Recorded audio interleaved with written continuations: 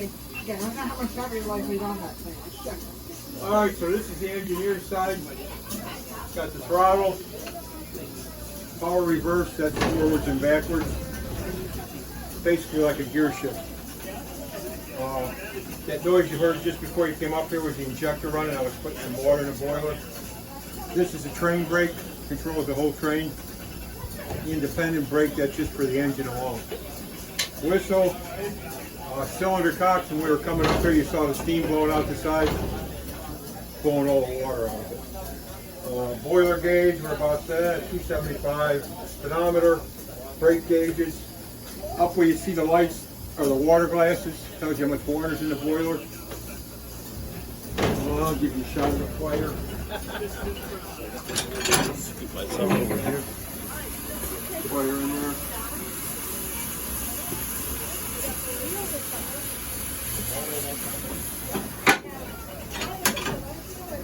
That's marked here at the top of the crown sheet. That's where metal and water are separated. You get that water below top of that, you're in trouble. It could blow up. Fireman's control, he watches the engineer. What the engineer's doing dictates what he has to do. He's working the engine hard, you got to put more coal and more water in it. That controls the auger that brings the coal up. I got that backwards. Jets. And this, there's a table in there. That coal drops onto that table, and there's steam jets that push it all over the firebox. You could never keep up hand shoveling this engine, it's too big. And he's got his boiler gauge over here, feed water pump. This is another way to put water in when you're going down the railroad. Speaking of that, Ted, if you want to throw some water in it. 35 tons of coal back there when it's full.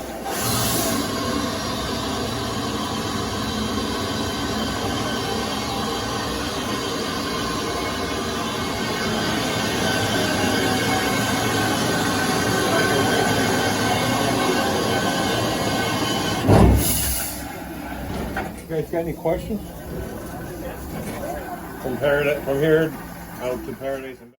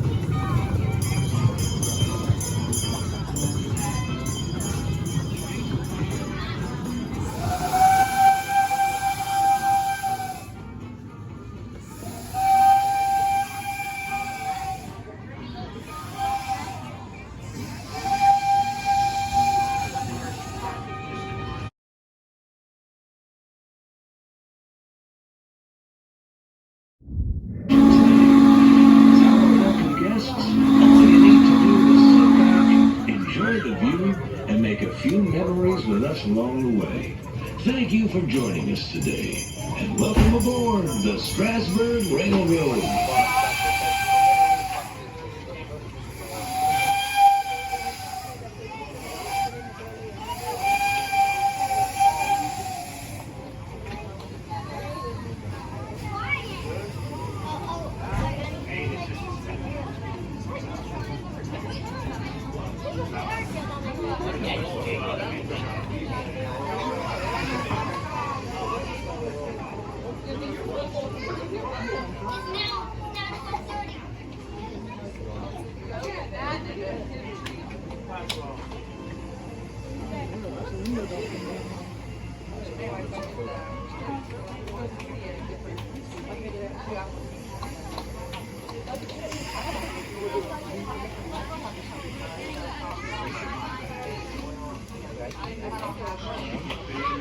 Sit down.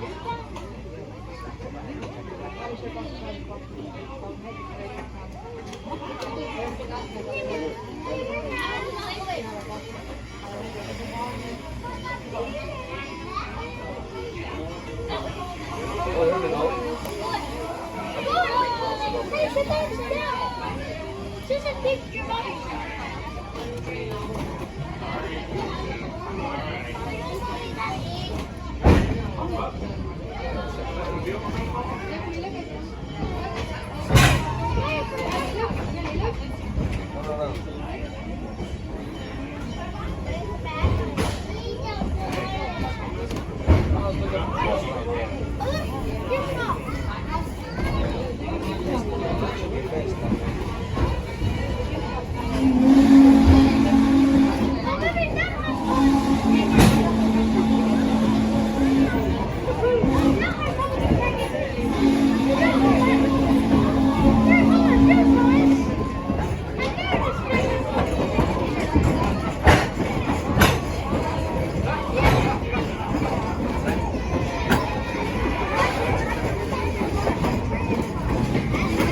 What you see around you, ladies and gentlemen, is not just for show. Right now, you're passing through a working rail yard. These tracks help us transport lumber, grain, steel, and biofuels to regional businesses. But there was a time when you didn't hear our steel whistle at all. By 1957, our rails and equipment were in pretty bad shape. And with no one to manage operations, it looked like our story was about to end. Our rescue would come a year later when 24 dedicated railroad boats decided to put down their own money, time, and labor to save this short line from abandonment. Every nickel of profit was put back into the railroad. Steam railroading has become a specialty here at Strasburg. Our mechanical shop, located to your running right, is nationally recognized for their expertise in steam locomotive repair and restoration. And we're proud to say that has benefited heritage railroads and museums all over the country. But we're most proud to have that talent used right here, where we rekindle a love of old-time railroading.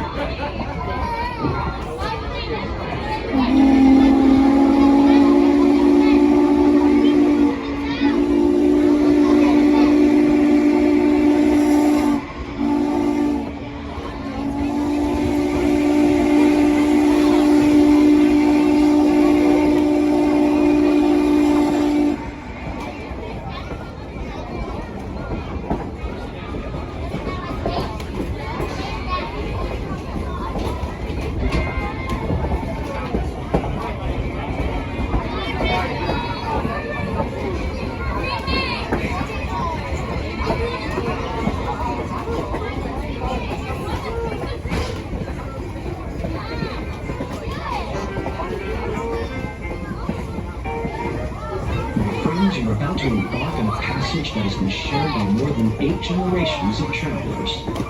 This is one of the oldest railroad rights of way in the entire world, and it's located right here in the heart of Lancaster County. Strasburg Railroad. A short line. That ladies and gentlemen, is this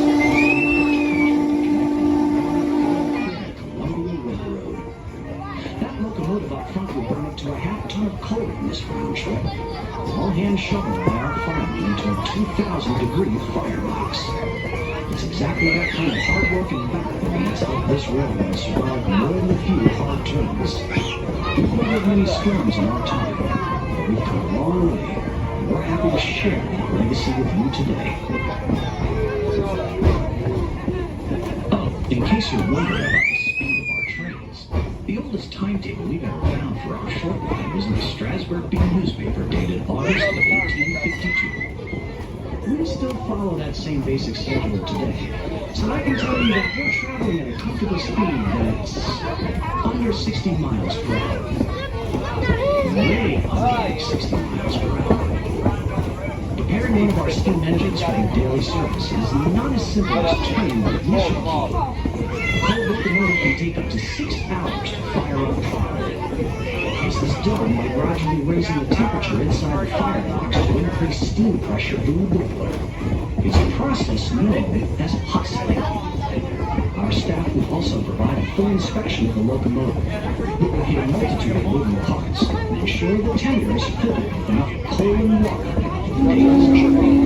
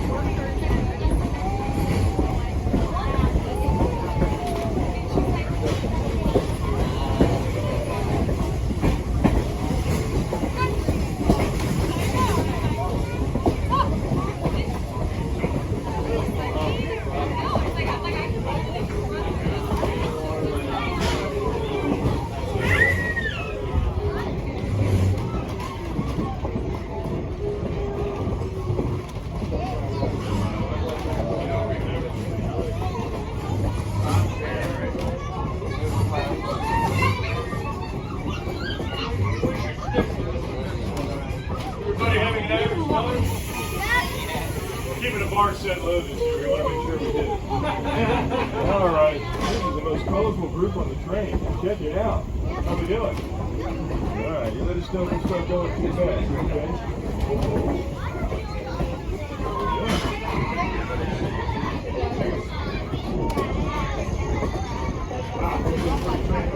Yeah, it is,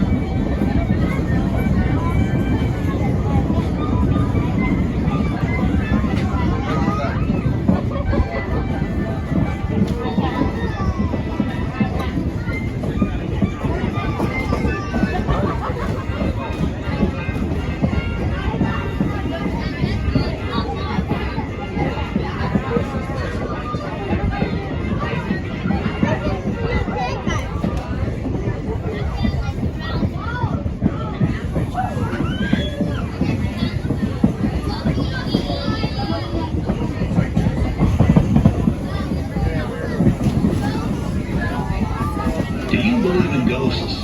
I can tell you that I sure do. You see, many years ago, in the valley to your running right, there used to be a narrow gauge railroad, the Lancaster, Oxford, and Southern. We used to call her Little, Old, and Slow. The railroad was abandoned in 1918, and the scrappers took up the rail so quickly that they stranded old number 6 out on the line with no way to get back. Sometimes when we blow our whistle for Carpenter's Crossing, the ghost of old number 6 will answer us back. Now, listen closely. Maybe she'll answer us today.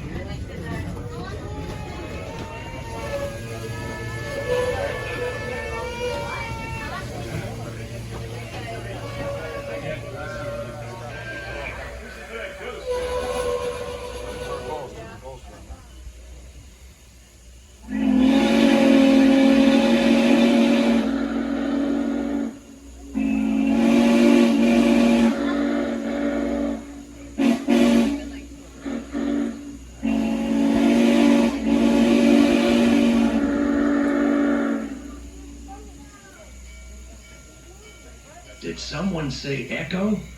Why, we pay that ghost $27.50 a day just to do that for us. That makes her the highest paid employee on our railroad. Nobody ever seen that ghost, but somebody keeps cashing those paychecks.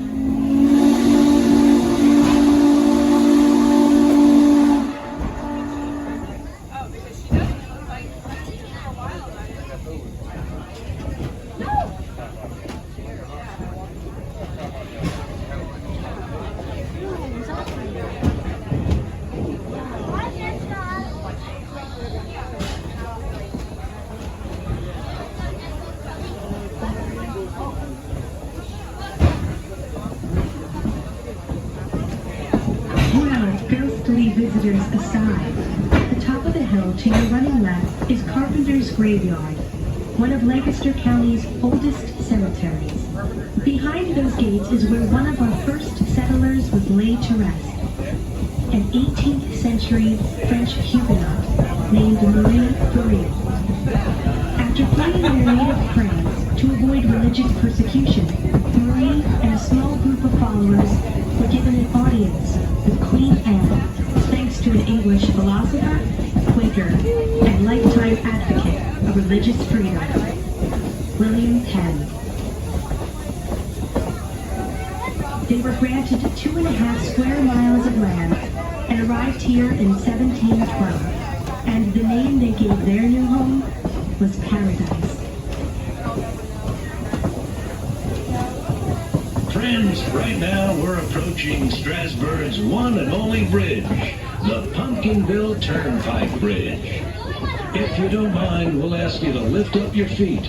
It It takes the much-needed weight off these cars as we cross. This bridge replaced an older one to accommodate the railroad's growing stream of incoming freight traffic.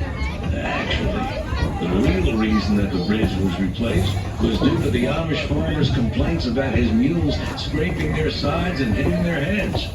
The bridge is now more than 6 mules wide and high enough that the mules no longer need to wear safety helmets.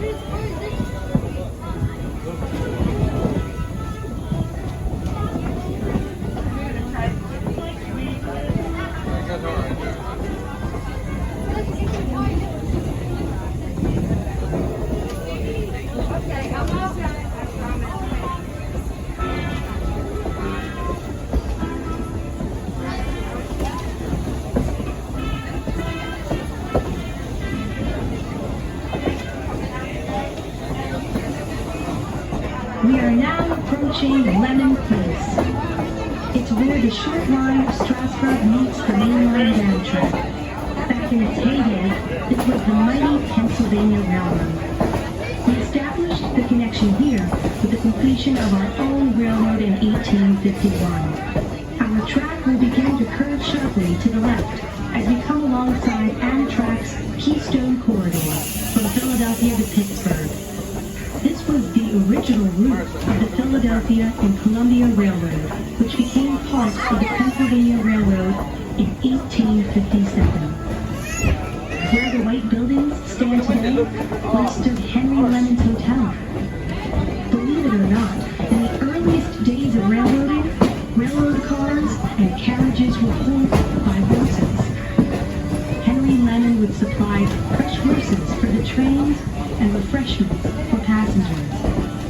The interchange track on the running right is used to deliver freight cars off the main line into our East Strasburg yard, where shipments are offloaded to trucks for local delivery.